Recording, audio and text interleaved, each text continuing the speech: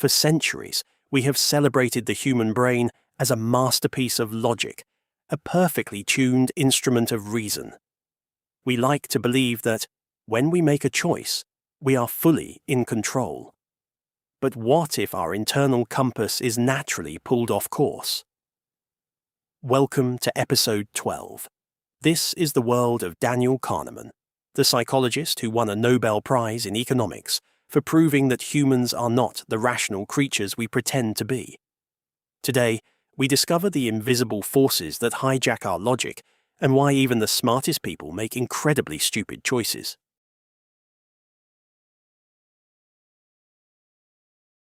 We like to believe we are the CEOs of our own lives, making cold, calculated decisions.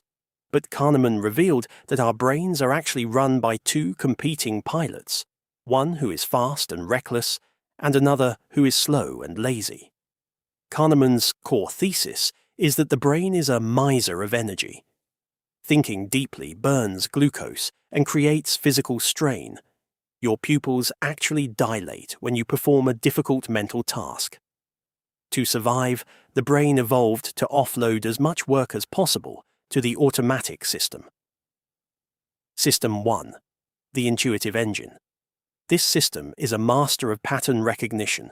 It creates a coherent story of the world in milliseconds.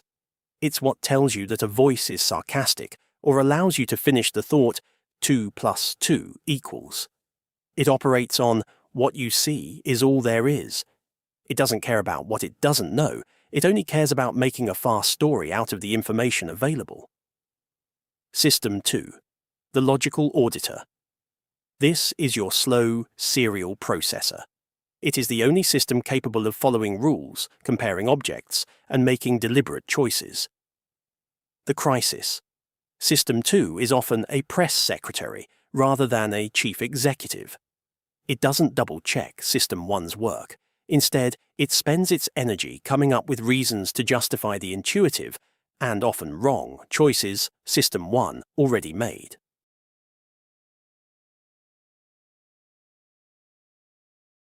System 1 relies on heuristics, mental rules of thumb.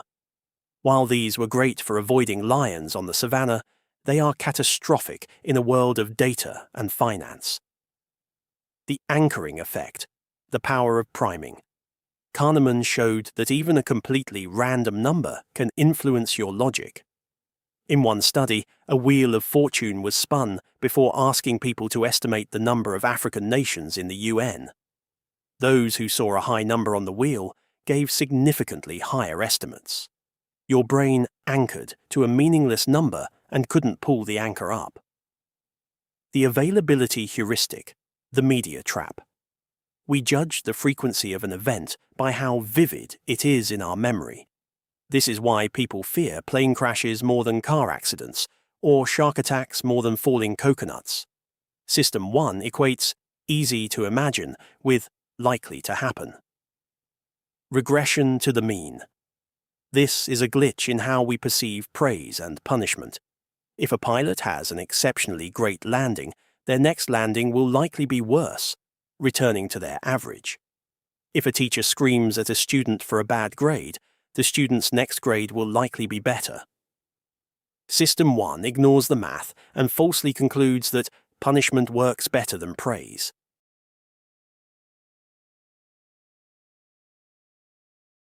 Before Kahneman, the rational agent model of economics assumed that winning $100 and losing $100 had the same emotional weight. Kahneman proved this was a lie. Loss aversion. We feel the sting of a loss roughly 2 to 2.5 times more intensely than the joy of an equivalent gain. This leads to the endowment effect.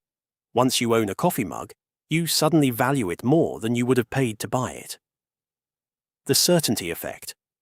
We overvalue outcomes that are certain compared to outcomes that are merely probable.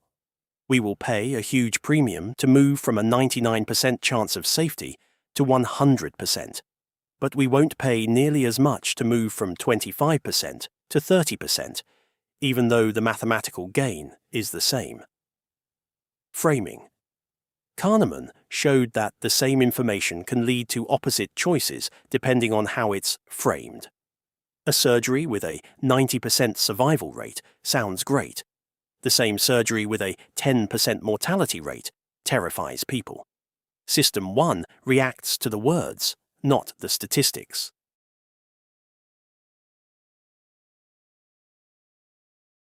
Perhaps Kahneman's most disturbing discovery is that we don't actually remember our lives as they happened. He distinguished between the experiencing self, who feels the moment, and the remembering self, who keeps the records. The remembering self follows the peak-end rule. 1. It ignores the total duration of an experience, duration neglect. 2. It only cares about the most intense moment, the peak, and how the experience finished, the end. In a famous study, patients undergoing a painful colonoscopy were divided into two groups. Group B had the procedure extended by a few minutes, but with the intensity of the pain lowered at the very end. Even though Group B suffered more total pain, they remembered the procedure as less painful than Group A because it ended on a better note. We are a collection of memories, not experiences.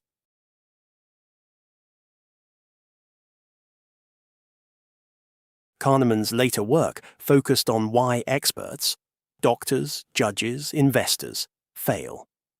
He identified hindsight bias, the tendency to believe, after an event has occurred, that we knew it all along.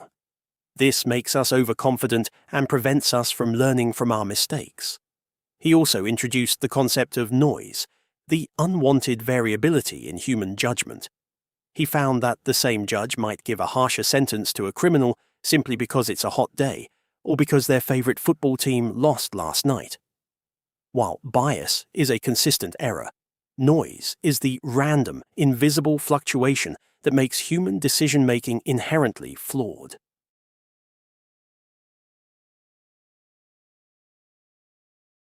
Daniel Kahneman didn't suggest that we can turn off System 1. It's hardwired into our biology for survival. However, by knowing where the glitches are, we can learn to wake up System 2 when the stakes are high. Being smart isn't enough. You have to be aware of the bugs in your own code.